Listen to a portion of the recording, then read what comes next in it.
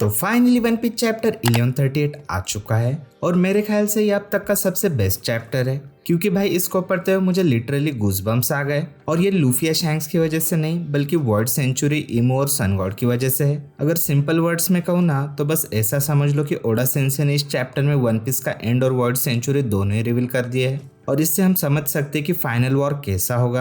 अब वो कैसे और क्यों वो तो हम आगे देखेंगे ही, बट उससे पहले अगर आप चैनल पर नए हो ना तो प्लीज चैनल को सब्सक्राइब करके बेल आइकन दबा देना ताकि आपको सबसे पहले स्पॉयलर्स मिल सके। ओके, तो इस चैप्टर का नाम है हार्ली, जो कि वर्ड सेंचुरी का एक सीक्रेट टेक्स्ट है और ये text word century, joy boy और निका के बहुत से राज खोलने वाला है। और इसके कवर पेज में यामाटो की स्टोरी कंटिन्यू होती है जहां हम देख सकते हैं कि यामाटो और गैंग एक सीक्रेट बेस में हुजू को ढूंढ लेती है और उसने एक वानो कुनी आउटफिट पहना है लेकिन मास्क के साथ, और वो अपने सबऑर्डिनेट्स और कुछ गेशियास के साथ ड्रिंक कर रहा है। फिर ये चैप्टर वही स्टार्ट होता है जहां लास्ट खत्म हुआ था। लोकी होश में आता है और शेमरॉक से पूछता है क्या उसका रेड एयर शैंक से कोई कनेक्शन है।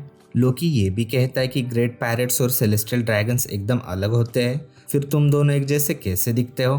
तब शेमरॉक रिवील करता है कि शैंक्स उसका यंगर ट्विन ब्रदर है जो बचपन में उससे अलग हो गया था। वो कहता है कि शैंक्स एक बार मारी जॉज में आया तो था लेकिन फिर भी उसने इस घटिया लोअर वर्ल्ड में रहने का डिसाइड किया। इस पार्ट में शैंक्स का कोई फ्लैशबैक नहीं दिखाया गया है, सिर्फ डायलॉग्स है। और लोकी को ये बात बहुत मजेदार लगती है कि अब उसे इन दोनों भाइयों से बदला लेने का रीजन मिल गया। फिर वो अपने सारे एनिमल फ्रेंड्स का बदला लेने की कसम खाता है लेकिन शेमरॉक कहता है क्या तुम मुझे धमकी दे रहे हो। तो गुंको कहती है बॉस इस जैसे लोगों पर टाइम वेस्ट मत करो। तो शेमरॉक कहता है हाँ मुझे पता है, मुझे डायरेक्टली इस पर अटैक करने की जरूरत भी नहीं है। फिर जब शेमरॉक अपने स्वॉर्ड निकल कर कहता है सेरबिरस, तो उसमें से एक 3 हेडेड जायंट डॉग निकलता है जिसका नाम है सेरबिरस। बट फिलहाल ये कंफर्म नहीं है कि ये डेविल फ्रूट की पावर है या नहीं। अब ये डॉग वैसे तो मोरिया के ज़ॉम्बी जैसे ही दिख रहा है लेकिन उससे काफी ज्यादा डेंजरस है। इसके नेक के अराउंड ब्लैक क्लाउड्स भी फ्लोट कर रहे हैं और उसके हर एक मुंह में एक एक स्वॉर्ड है। फिर गुंको अपना एरोस से एक बड़ा बर्ड क्रिएट करती है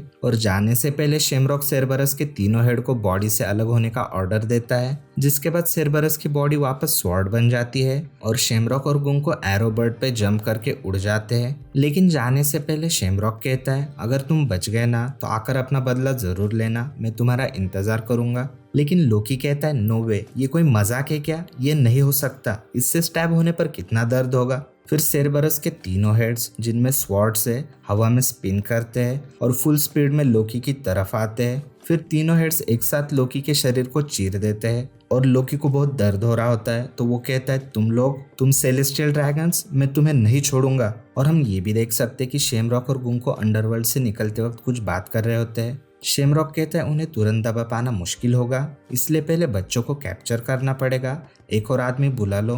गुंको कहती है समझ गई, लेकिन किसको बुलाऊं। फिर हम ऑरस्ट कैसल का सीन देख सकते हैं जहां लूफी और गैंग उन जायंट गार्ड से बात कर रहे हैं जो उन्हें पिछले चैप्टर में मिले थे। लूफी गुस्से में है क्योंकि जायंट गार्ड्स कह रहे हैं कि उन पे रेड हेयर शैंक्स ने अटैक किया था, पर लूफी को यकीन नहीं हो रहा कि शैंक्स ऐसा कुछ कर सकता है। फिर वो शैंक्स की तारीफ करता है कि वो कितना कूल और ऑनरेबल है, पर जब नामी लूफी को इतने गुस्से में देखती है तो वो हंसने लगती है और नामी अपनी हंसी रोकते हुए कहती है तुम्हें शैंक्स पर बहुत भरोसा है ना। तो लूफी गुस्से में कहता है ऑफ कोर्स नामी, अगर कोई मोरीमेर के बारे में बुरा बोले तो तुम्हें भी गुस्सा आएगा ना। तो नामी कहते अबे मोरीमेर नहीं बेलमेर। फिर लूफी की बात सुनने के बाद जायंट्स कहते हैं तो हो सकता है कि ये कोई ऐसा इंसान हो जो बिल्कुल शैंक्स जैसे ही दिखता हो या फिर उसका भाई भी हो सकता है। लूफी कहते हैं अगर शैंक्स का भाई होता तो वो भी एक अच्छा बंदा होता, लेकिन मैंने कभी उसे अपनी फैमिली के बारे में बात करते हुए नहीं सुना। जितना मुझे पता है वो बचपन से ही पायरेट शिप पर था। मुझे लगता है कि उसकी फैमिली रॉजर, रेली और पूरा रॉजर पायरेट्स क्रू है, सिर्फ बग्गी को छोड़ के। और जैसे ही लूफी रॉजर पायरेट्स का नाम लेता है सीन फौरन एक मिस्टीरियस आदमी पर शिफ्ट होता है जिसे हम पहले भी देख चुके हैं, पर तब हमें सिर्फ उसका पीछे का व्यू दिखाई दिया था क्योंकि ये वही आदमी है जो चैप्टर 631 में क्रोकस के साथ ड्रिंक कर रहा है। वो आदमी अब ऑरस्ट कैसल की तरफ बढ़ रहा है और मेन डोर के एकदम पास है। फिर सीन कट होके फ्रैंकी का दिखाते हैं जो रिप्ले के साथ ट्रेजर ट्री एडम को एग्जामिन कर रहा है। फ्रैंकी एक बड़ी मुरल पेंटिंग देखता है जो ट्री के बार्क पर बनी है। अब यहाँ पर हमें वो पेंटिंग तो नहीं दिखाई जाती लेकिन आगे उसके कुछ पार्ट्स जरूर दिखाए जाएंगे और बाद में वो पेंटिंग भी दिखाई जाएगी।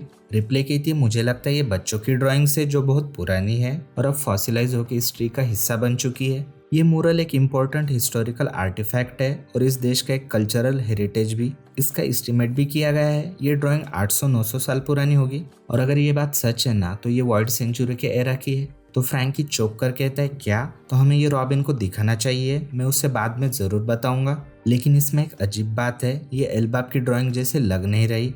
ये लोग तो मुझे जायंट्स नहीं लग रहे। और जब फ्रैंक ये बात कह रहा होता है तब हमें उस मूरल पेंटिंग के कुछ पार्ट्स दिखाई देते हैं, जैसे कि एक मरमेड प्रिंसेस, एक रोबोट जो इमेज जैसे दिख रहा है और एक अजीब कान वाला क्रीचर। रिप्ले कहती है मैं एग्री करती हूँ कि हमारी हिस्ट्री में अलग अलग रेसेस के बीच में वॉर्स हमेशा हुई है, लेकिन उनका एक साथ होना मैंने ये कभी नहीं सुना। इसलिए ये चीज प्रूव करती है कि ये बस बच्चों की ड्राइंग्स है।